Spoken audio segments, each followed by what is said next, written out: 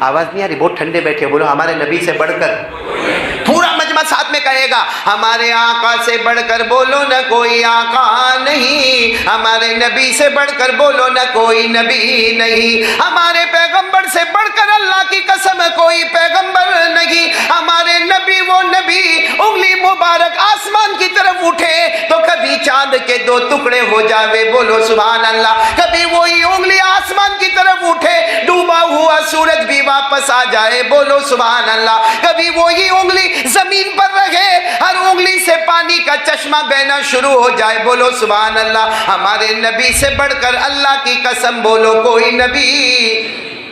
اب میری بات کی طرف دھیان دینا، ہمارے نبی کی شان کیسی معلوم ہے؟ ایک مرتبہ یہ جو مکہ کے جو بڑے بڑے کفار مکہ، جو بڑے بڑے چودھری اور وڈیل سمجھے جاتے تھے، ایک دن ان کی میٹنگ بیٹھی، میٹنگ میں یہ طے ہوا کہ محمد کے ساتھ کیا معاملہ کیا جائے، بولو صلی اللہ ہو۔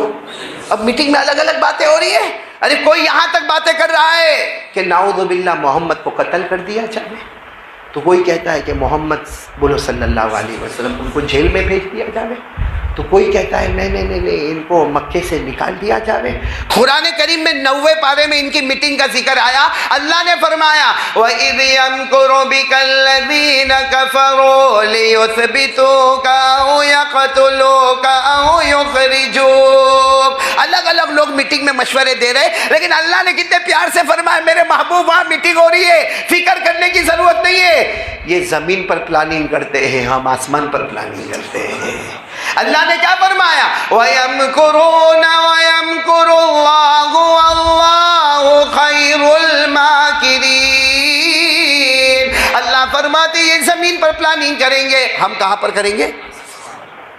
اور چلو میٹنگ ہو رہی، میٹنگ میں آخر میں ایک بات عجیب آئی، ایک بات عجیب آئی، ایک بوڑھے آدمی نے جو مکہ کے بڑے آدمی تھے کہا کہ میرا خیال ہے ان پر جادو ہو گیا ہے، یعنی ہمارے نبی پر کیا ہو گیا ہے؟ جادو ہو گیا، یا تو کوئی جنات نے ان کو پکڑ لیا ہے، یا تو ان کا دماغ جو ہے نا وہ صحیح نہیں ہے، یا تو یہ شاعر اور نجومی ہے، کوئی نہ کوئی پرابلم مطلب دماغ کا ہے، یا شاعر نجومی ہے، یا تو جنات نے ان کو پکڑ لیا ہے، یا جادو ہو گیا ہے، جس کو اللہ نے بتایا کہ میرے نبی پر ایسا کچھ ہوا کہ اللہ نے فرمایا، پڑھو نا فَذَكِّرْ فَمَا أَنْتَ بِنِعْمَةِ رَبِّكَ بِكَاهِنٍ وَلَا مَجْنُونٍ أَمْ يَقُولُونَ شَاعِرٌ نَتَرَبَّصُ بِهِ رَيْبَ الْمَنُونِ۔ تو ایک آدمی نے یہ مشورہ دیا، تو کہا کہ پھر اگر جادو ہو گیا ہے، جنات ہو گیا ہے، تو کس کو بلانا چاہیے؟ تو کہا یہاں سے دور، یعنی مکہ سے دور ایک قبیلہ، بولو قبیلہ بنو عامر، پورا مجمع بولے گا قبیلہ، آواز نہیں آ رہی، بولو قبیلہ، ہاں، کہا وہاں ایک آدمی رہتا ہے، لمبا چوڑا ہٹا کٹا بجو پتی آدمی ہے، اور وہ یوں چٹکیوں میں جنات کو بھگاتا ہے، چٹکیوں میں جادو کو پھٹاک کر کے ختم کرتا ہے۔ اگر کسی کو نظر ہما ہے، مس جن ہے، بندش ہے، یا کوئی بھی ہے، وہ قبیلہ بنو عامر، اور وہ دوا بھی دیتے، اگر کسی کا دماغ صحیح نہیں تو دوا بھی دیتے۔ تو سب نے کہا پھر انہی کو بلا لو، بھائی یہاں مکے سے تھوڑا دور قبیلہ، بولو کون سا قبیلہ؟ قبیلہ بنو، تو وہاں سے وہ ہٹے کٹے آدمی کو بلا لو۔ تو جو بوڑھے آدمی تھے نا، کہا وہ آ تو جائیں گے، کیا فیس بہت بھاری ہے؟ تو وہ سب مکہ کے بڑے بڑے تھے، کہاں مکہ کے وڈیل ہے، ہمارے پاس دینار بھی ہے، سونے کے ٹکڑے بھی ہے، ہمارے پاس درہم بھی ہے، ایک بڑا ٹھیلا تیار کرو، آوے تو دے دو بھائی، ٹھیلے کے ٹھیلے لے کے جاوے چلے، لیکن ایک بار محمد کا علاج تو ہو جاوے، کیونکہ ہمارے بیوی بچے سب اسلام میں داخل ہو رہے، ہمارے بتوں کی توہین ہو رہی ہے۔ تو کہا کہ ٹھیک ہے، وہاں جا کے دعوت دی، وہ تو تیاری سے قبیلہ بنو عامر والے، وہ جو بڑے لمبے چوڑے، کہا کل میں آ جاؤں گا، لیکن وہ تیار رکھنا، کیا؟ ہاں، پہلے پیسہ بعد میں کام۔ تو انہوں نے کہا کہ ہاں آپ آ تو جانا، لیکن ہم آپ کے ساتھ میں نہیں آئیں گے، ہم ایک پہاڑی کے پیچھے رہیں گے، آپ اکیلے آ جانا اور ہم آپ کو ملیں گے، آپ کی جو فیس ہے وہ دے دیں گے اور پتہ بتا دیں گے۔ تو کہا ٹھیک ہے۔ اب دوسرے دن صبح میں اونٹ کے اوپر ہے، شاندار عربی اونٹ، اور اس کے اوپر ہے خوبصورت لمبے چوڑے ہٹے کٹے قبیلے بنو عامر کے وہ شخص، وہ آ رہے۔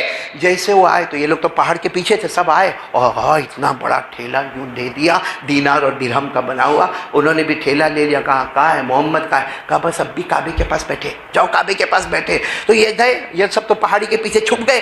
یہ قبیلہ بنو عامر والے والے بڑے بڑے جو تھے ہٹے کٹے گئے سیدھے ہمارے آقا محمد رسول اللہ صلی اللہ علیہ وسلم کے پاس گئے, اپنے اونٹ کو ایک طرف رکھا اور آ کر سیدھے ہمارے نبی کے کندھے پر ہاتھ رکھا اور کہا انت محمد, آپ محمد ہو؟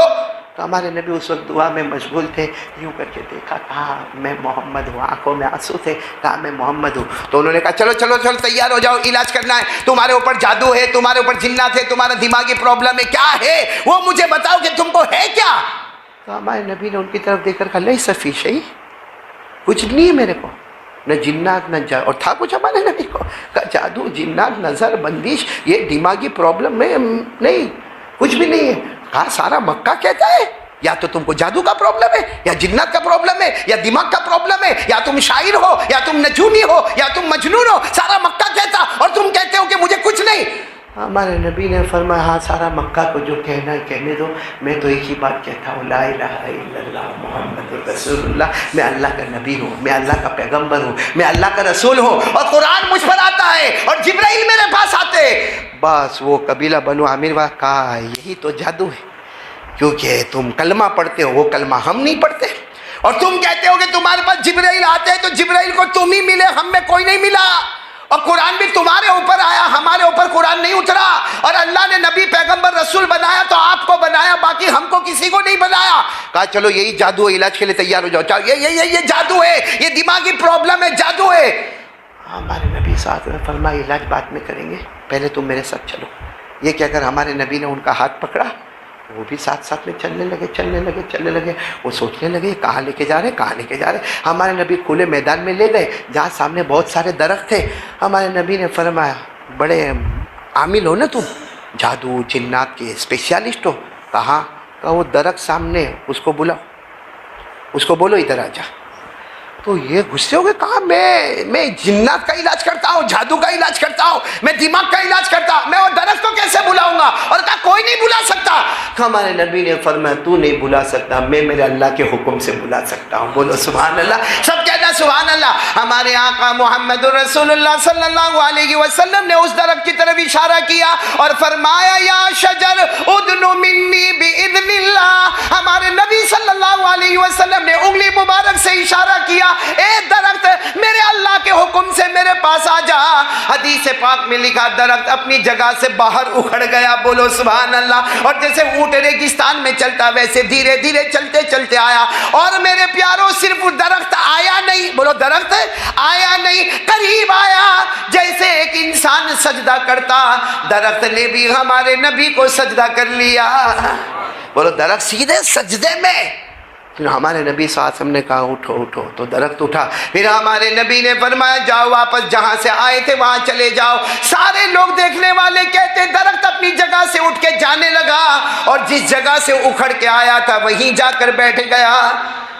اب یہ سب تو ہوا, ہمارے نبی ان کی طرف دیکھے, کون وہ قبیلہ, ان کی طرف دیکھے تو رو رہے, اور ان کی داڑھی تھی ماشاءاللہ بڑی, پوری داڑھی آنسو سے.